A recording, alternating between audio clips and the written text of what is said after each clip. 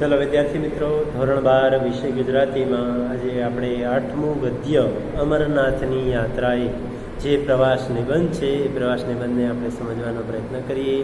એ પહેલાં એના લેખિકા છે તમારા પાઠ્યપુસ્તકમાં સ્ત્રી લેખિકા વિનોદિની રમણલાલ નીલકંઠ. તો એમનો પરિચય જોઈએ તો જેમનો જન્મ 9મી ફેબ્રુઆરી 1907માં થયો, જેમનું અવસાન 29/9/1987માં થયું. ગુજરાતી નિબંધ, નવલિકા, નવલકથા તેમજ બાળ સાહિત્યના અગ્રણી લેખિકા વિનોદિની નીલકંઠનો જન્મ અમદાવાદમાં થયો હતો. પ્રાથમિક, માધ્યમિક તેમજ ઉચ્ચ કેળવણી તેમજ અમદાવાદમાં પ્રાપ્ત કરી હતી. અમેરિકાની મિશિગન યુનિવર્સિટીમાંથી સમાજશાસ્ત્ર અને શિક્ષણશાસ્ત્ર વિષયો સાથે MAની ડિગ્રી મેળવી. સામાજિક શૈક્ષણિક સંસ્થામાં ઉમદા સેવાઓ આપી. રસદ્વાર એ રસાળ શૈલીનો નિબંધ સંગ્રહ તેમજ આરસીની ભીતર, કારપાસી અને બીજી વાતો, દિલ દરિયાવના મોતી, અંગુલીનો સ્પર્શ વાર્તા સંગ્રહ પ્રાપ્ત થાય છે. શિશુ રંજના, મહેંદીની મંજરી, બાળકોની દુનિયામાં, ડોક્યુ તથા સફરચંદ બાળ સાહિત્યના નોંધપાત્ર પુસ્તકો છે. રાજ્ય સરકારના પારિતોષિક પણ એમને પ્રાપ્ત થયા છે. તો આ બધા એમના પુસ્તકો છે અને એ એમનો પરિચય. જોઈએ એ અમરનાથની યાત્રા જે પ્રવાસ નિબંધ છે એનો સારરૂપ પેરેગ્રાફ. તો આ નિબંધમાં પ્રવાસ દરમિયાન થયેલા અનુભવો લેખિકા વર્ણવે છે. આ નિબંધની અંદર લેખિકાને જે પ્રવાસ દરમિયાન પ્રવાસે ગયા હતા અને ત્યાં એમને જે અનુભવ થયા એનું વર્ણન છે. ચંદનવાડી શબ્દમાં ગુજરાતીઓને તથા લેખિકાને પણ પોતાપણું લાગે છે. ચંદનવાડી શબ્દ છે એમાં ગુજરાતીઓને તથા લેખિકાને પણ પોતાપણું એટલે પોતાનાપણું લાગે છે. ઘોડેસવારી કરી પહેલગામથી ચંદનવાડીએ જતા જતા પ્રકૃતિની પ્રતિક્ષણ બદલાતી કુદરતી શોભા, તેમાંથી થતો સંગીતનો આભાસ માણે છે. અને ઘોડેસવારી કરતાં કરતાં પહેલગામ ગામનું નામ છે અને ત્યાંથી ચંદનવાડીએ જાય છે. પ્રકૃતિની પ્રતિક્ષણ હરક્ષણ બદલાતી જે કુદરતી શોભા છે એમાંથી લેખિકાને સંગીતનો આભાસ પણ થાય છે. શેષ નદીમાં બદલાતા વિવિધ સ્વરૂપોનું સૌંદર્ય વરસાદમાં પલળીને પણ માણે છે. અને શેષ નદીનું નામ છે તો એમાં બદલાતા જે સ્વરૂપો છે, સૌંદર્ય છે, વરસાદમાં પલળતા પણ માણે છે. કુદરતના ન્યારા રૂપ જોઈ પાછા પહેલગામ આવી પલંગમાં સૂવાનું સુખદ લાગે છે. અને કુદરતના ન્યારા અનેરા રૂપ જોઈ અને પહેલગામ પાછા આવે ત્યારે પલંગમાં સૂવાનું પણ એમને સુખદ લાગે છે, સુખરૂપ લાગે છે. એ વાતને અંતે જીવનના ચિંતન સાથે સાંકળી આપે છે. અને આમ આ વાતને જીવનના ચિંતન સાથે સાંકળી આપે છે. કારણ કે આપણે આખી જિંદગી દોડધામ કરીએ અને જ્યારે પછી નિરાંત જીવનમાં વૃદ્ધાવસ્થામાં નિરાંતે એ સુખ મળે તો આવું કંઈક એ જીવન ચિંતન પણ એ આપી જાય છે. તો જોઈએ પ્રવાસ નિબંધ અમરનાથની યાત્રા.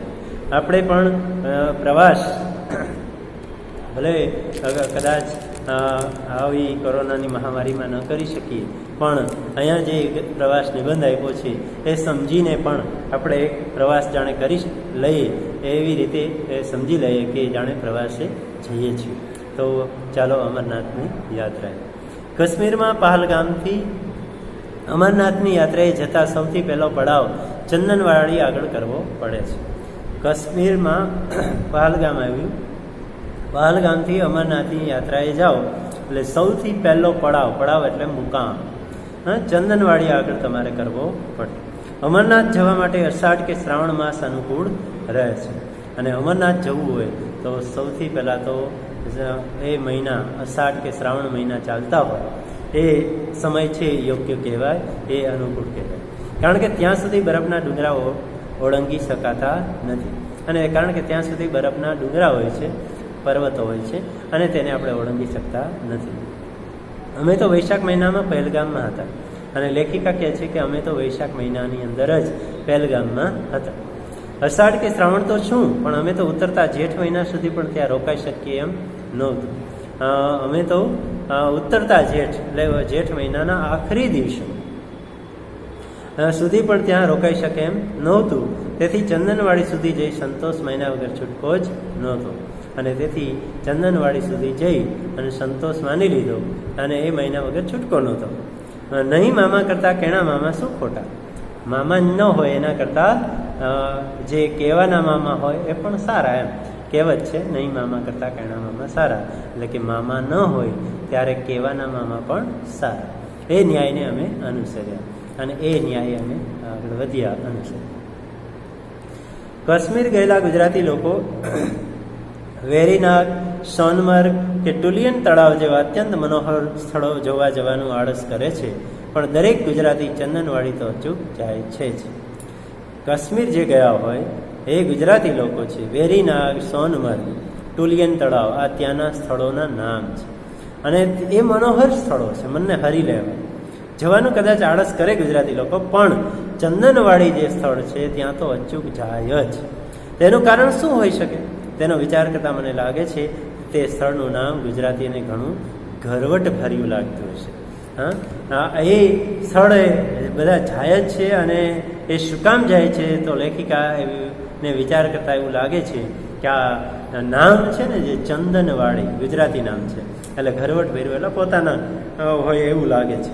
માટે ગુલમર્ગ કે ખિલમર્ગ કે ચશ્મેશાહી કે તખ્તે સુલેમાન, અગર અચબલ કે ગધીરબલ જેવા નામ પારકા પર્યા, પણ ગુજરાતી લોકો બાળક, વૃદ્ધ, જુવાન, સ્ત્રી અને પુરુષોના ટોળા ચંદનવાડી જવા માટે પહેલગામથી થોડા ઘોડા પર ફલાંગ મારી સવાર બને છે.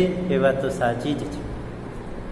તો ગુલમર્ગ કે ખિલમર્ગ, ચશ્મેશાહી કે તખ્તે સુલેમાન, અગર અચબલ કે ગધીરબલ જેવા નામ પારકા પરાયા.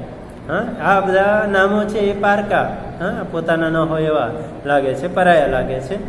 અને એ ગુજરાતી લોકો પછી બાળક હોય કે વૃદ્ધ હોય કે જુવાન સ્ત્રી હોય કે પુરુષ હોય ના ટોળા ચંદનવાડી જવા માટે પહેલગામથી ઘોડા પર ફલાંગ એટલે કે કૂદકો મારી અને સવાર થાય અને એ જાય છે જ.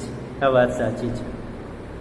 મારી રંજના બહુ નાની હોવાથી અને રસ્તે હજી ઘણો બરફ ખડકાયેલો અને કેટલેક સ્થળે માર્ગ જરા વિકટ હોવાનું સાંભળ્યાથી એને ચંદનવાડી લઈ જવી નહોતી. અહીંયા લેખિકા જે વિનોદિની નીલકંઠ છે એમની દીકરી, નાની દીકરીનું નામ છે રંજના. યાદ રાખજો વિદ્યાર્થી મિત્રો. તો અહીંયા લેખિકા કહે છે કે મારી રંજના બહુ નાની હોવાથી અને રસ્તે હજી ઘણો બરફ ખડકાયેલો, પુષ્કળ પ્રમાણમાં પથરાયેલો અને કેટલેક સ્થળે માર્ગ જરા વિકટ એટલે કે મુશ્કેલ હોવાનું સાંભળ્યું, તેથી ચંદનવાડી લઈ જવી નહોતી. તેથી અમારા બેમાંથી એકે તો એની પાસે રહેવું જ પડે. અને એથી એ લેખિકા કહે છે કે અમારા બેમાંથી એકે, પતિ પત્ની બેમાંથી એકે તો એની પાસે રહેવું જ પડે. થોડા દિવસ પહેલાં કોલાહી ગ્લેશિયર ગયા. થોડા દિવસ પહેલાં કોલાહી ગ્લેશિયર એ પણ ત્યાંના સ્થળો છે. ત્યારે રંજનાને ખાતર મેં છેલ્લી મજલ જતી કરી હતી અને ત્યારે રંજનાને કારણે મેં છેલ્લી મજલ એટલે એક દિવસના મુસાફરી જેટલું અંતર એ જતી કરી હતી. હું નહોતી ગઈ. તેથી આ વખતે મારા પતિએ મને જઈ આવવાનો આગ્રહ કર્યો. ત્યારે હું નહોતી ગઈ એટલે આ વખતે મારા પતિ મને કહે છે કે આ વખતે તમે જઈ આવો. આગ્રહ. બંને પુત્રો તો ચંદનવાડી જેવા અધીરા બની રહેલા હતા. બંને પુત્રો તો ચંદનવાડી જેવા ઉતાવળા હતા જ. આગલી સાંજે ઘોડા પસંદ કરી લીધા. અમે ત્રણેય ઘોડેસવારીની આવડતવાળા, તેથી સરસ પાણીદાર ઘોડા લઈ લીધા. અને અમે ત્રણેય ઘોડેસવારીની આવડતવાળા, એટલે કુશળ, હોશિયાર, તેથી સરસ પાણીદાર એટલે તેજસ્વી ઘોડા લઈ લીધા. હોટલના વ્યવસ્થાપકોને અમારા બપોરી ખાણાનું ભાતું બાંધી આપવા વર્દી આપી દીધી. અને હોટેલના જે વ્યવસ્થાપક હતા એને અમારા બપોરી ખાણાનું ભાતું એટલે બપોરનું ભોજન, ટિફિન બાંધી આપવા વર્દી આપી દીધી. એટલે એને ઓર્ડર આપી દીધો. પણ હવે પ્રસંગે ભૂખ વધારે લાગે અને હોટલવાળા હંમેશા ઓછું ખાવાનું બાંધી આપે છે એવો અનુભવ હોવાથી અમે સમી સાંજે પહેલગામના હલવાઈઓને થોડું ઘણું ખોટવ્યા. અને આવા પ્રસંગે, કારણ કે ચોમાસાની ઋતુ એટલે ભૂખ પણ વધારે લાગે, હોટેલમાં હંમેશા ઓછું ખાવાનું બાંધી આપે પેલા હોટેલવાળા, એવો અમને અનુભવ હતો જ. એટલે અમે સમી સાંજે પહેલગામના હલવાઈઓ એટલે કંદોઈ, ફરસાણવાળાને થોડું ઘણું ખટાવ્યા એટલે થોડી ઘણી વધારે કમાણી કરાવી. એટલે કે ત્યાંથી સૂકો નાસ્તો પણ લઈ લીધો. વળતે દિવસે વહેલી સવારે હળવો નાસ્તો કરી, વળતે દિવસે એટલે પછીના દિવસે વહેલી સવારે અમે હળવો નાસ્તો એટલે ઝટ પચી જાય તેવો નાસ્તો કરી લીધો કે મેં કેમેરા, થર્મોસ તથા નાસ્તાના સાધનો ઘોડાવાળાને સોંપી અમે ત્રણેય ચાલી નીકળ્યા. અને કેમેરા છે, થર્મોસ છે, નાસ્તાના સાધનો છે, આ બધું ઘોડાવાળાને સોંપી અને અમે ત્રણેય ચાલી નીકળ્યા. એટલે લેખિકા અને એમના 2 પુત્રો પહેલગામથી શરૂઆતથી શેષ નદીને કાંઠે કાંઠે થઈને રસ્તો ચાલ્યો જાય છે. અને પહેલગામથી શરૂઆતથી જ શેષ નદી આવે અને એના કાંઠે ને કાંઠે થઈને રસ્તો ચાલ્યો જાય છે. એટલે રસ્તો જાય છે, રસ્તો ત્યાં કાંઠે ને કાંઠે આવેલો છે. રસ્તો જાય નહીં એના પર આપણે જવું પડે. કશ્મીરનો વૈશાખ એટલે ત્યાં તો બેસી ચૂકેલી વસંત ઋતુ.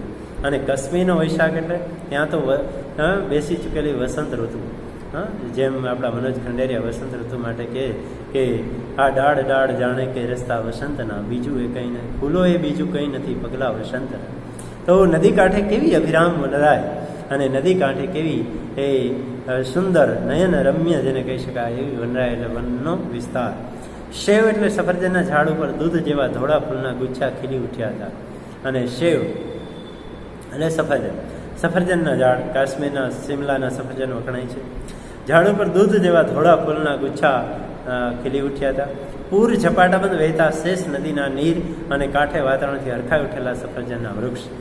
અને પૂર ઝપાટાબંધ વહેતા શેષ નદીના નીર અને કાંઠે વાતાવરણથી હરખાઈ ઉઠ્યા, ઉત્સાહમાં આવી ગયેલા હોય એવા સફરજનના ઝાડ. એક અંગ્રેજી કાવ્ય પંક્તિ મારા મનમાં કૂદી કૂદીને રટણ કરવા માંડી. અને લેખિકા કહે છે કે એક અંગ્રેજી કાવ્ય પંક્તિ મારા મનમાં વારંવાર કૂદી કૂદીને રટણ કરવા માંડી પડી. તો એ લેખિકાનો જે અનુભવ છે આપણને કહી રહ્યા છે. અને આ પેજ નંબર 27 અહીંયા પૂર્ણ થાય છે. એટલે 27 સુધી રાખીએ. Thank you.